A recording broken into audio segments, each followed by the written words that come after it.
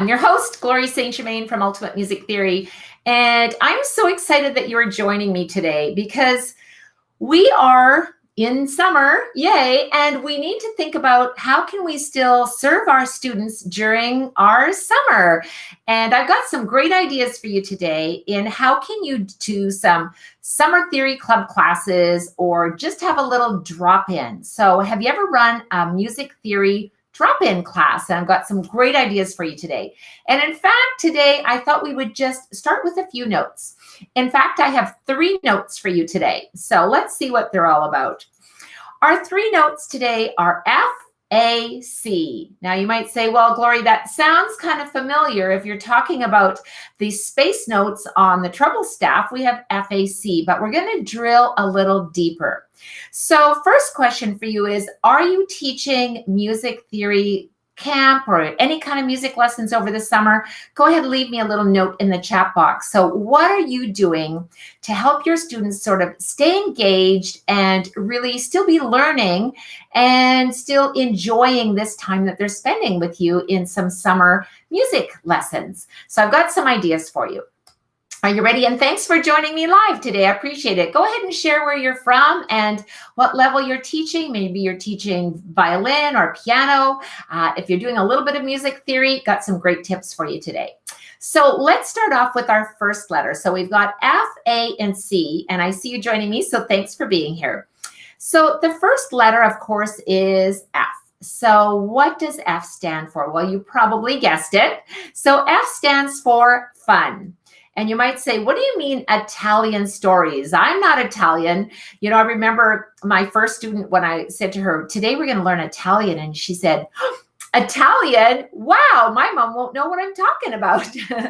So here's a fun activity that you can do when you're teaching summer classes. All right, so you've got a group and you might have a drop-in group and say, even if you want to just kind of try it for 2 or 3 lessons, you can have them drop in for even 2 hours. So think about that. What could you all cover in 2 hours? Theory, concepts, you can do a whole bunch of things. But one thing that you can do is the F is for fun. And what I mean by Italian stories is this.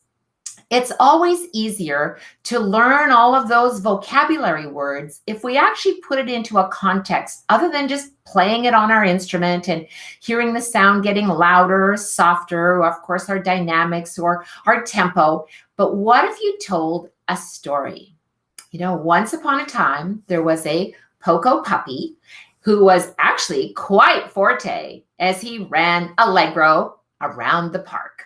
You kind of get the idea, right? So this is something that you could do. And if you want to write me a little story in the chat, I'd love to hear your Italian story. But my students really enjoyed that. And they would make up all kinds of crazy stuff. And then when you're having your drop-in class, so everybody takes a few minutes to write their story using all the Italian terms that are always found, of course, in their Ultimate Music Theory workbooks. And then read their stories and see if everyone understands all of these Italian terms that they put into their stories. So doesn't that sound like fun? I challenge you too, as a teacher, why don't you write an Italian story just for fun, and then ask your students to write down the definitions as you are telling the story. And I often do this with the whiteboard.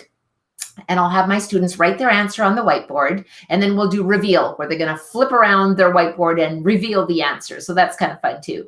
So the first F is for fun and tell your Italian stories, because when you're doing summer theory drop-in class, we want to make sure that we've got some things that are going to be different than what we normally do all year long, right? So Italian stories, have some fun.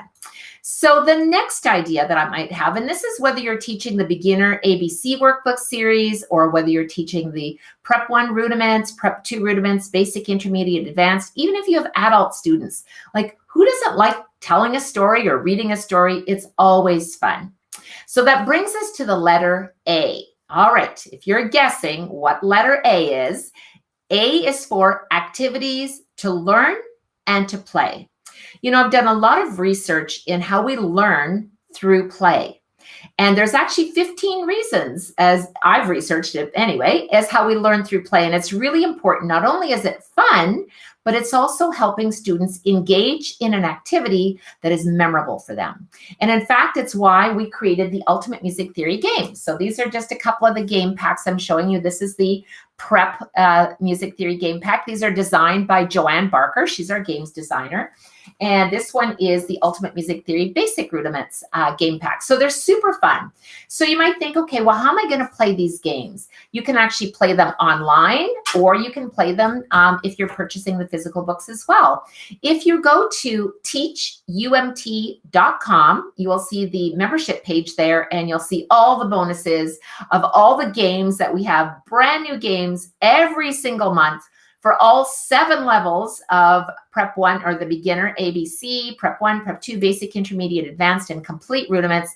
So you have new games every single month. So let's talk about activities to learn through play.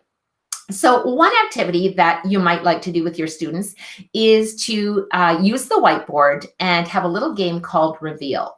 So what you do is each student has their own whiteboard, and you ask a question, and they're going to write the answer at the back. And then when you have your summer theory club drop-in session, you can play the game and say, all right, everyone, reveal. Now, the cool thing about that is we kind of like to check out each other's work, right? Well, how did you do and how did you do? So it's really engaging and fun. You can also put them together in teams so that 2 of them can be against the other 2. You could also do charades. I'm sure you've all played the game of charades, where the students have to act out one of the Italian terms. And so one might be sweet, one might be allegro, whatever the term is. It's really fun to engage in activities as you learn through play. Okay, does that make sense? Okay, perfect. Because I think it's a lot of fun. One of the other things we want to do is really think about what concepts do we want to teach within our little summer drop-in class? Like, what are the concepts that you want to teach? So that brings us to the letter C. So I've got a great one for you today. And in this particular session, let's talk about how to compose. We want to just imagine, and then we just want to explore.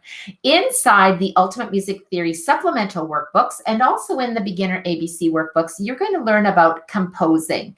And it's really mapped out in a step-by-step system for your students and for you as a teacher.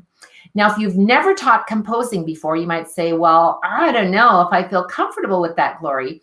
Well, I got you covered. As you're going through the supplemental series, not only do we give you that step-by-step guide as to how to start composing, but the answer books also have examples for you. So as a teacher, you're not stuck going, I'm not sure where to go here. Simply open up your answer book and go, oh, great, there's an example. Now I know exactly how my students can answer this question. You will be amazed at how creative they can get. So jump inside the Ultimate Music Theory supplemental workbooks, and you'll learn about composing, you'll learn about music history, analysis, and of course, a whole lot more. So that gives you 3 tips today on what you can do. You've got your 3 notes, your F, which is for fun. Remember to do your Italian stories. A, which is activities, as you can learn through play. And C, which is compose. And we have such an opportunity right now as music educators to lay this foundation for our students, so that whether we were ever taught composing, whether we ever played games when we took our music lessons, we don't have to teach things the way that we were learned, that way that we learned, right? We can do things differently, teach things differently, and engage in different activities. And that's how we really elevate our own teaching. I'm always stepping outside my comfort zone. It's probably something I do every single day. Let's just step outside the comfort zone. But it not only helps us grow as music educators, but I think it gets us excited and really puts us in touch with how our students feel. You know, they're not always comfortable stepping outside their comfort zone either. But if we experience it, we can be more sympathetic and understanding to when they find things challenging. We get it. And we really are there to serve them. And we really want to help them in their journey too. So I'm excited. I want you to join me inside the UMT membership, and you can simply go to teachumt.com, and I've got some massive surprises in there for you. you. It's going to be a really big week. You don't want to miss it. We're going live with our coaching calls and some huge perks and bonuses in there for you. I can't tell you everything or it won't be a surprise. So head over to teachumt.com and I will see you there. Now, make sure that you also join our Ultimate Music Theory Teachers Facebook group. And this is where you can network with other music educators from around the world and see what they're doing and hear their stories and their wins and maybe write your own little Italian story inside our Facebook group. Don't forget to like and share and love, and there's buttons all the way around. And I'll leave you some show notes below where you can get in touch with us. So until next time, teach with passion. Thanks for joining me.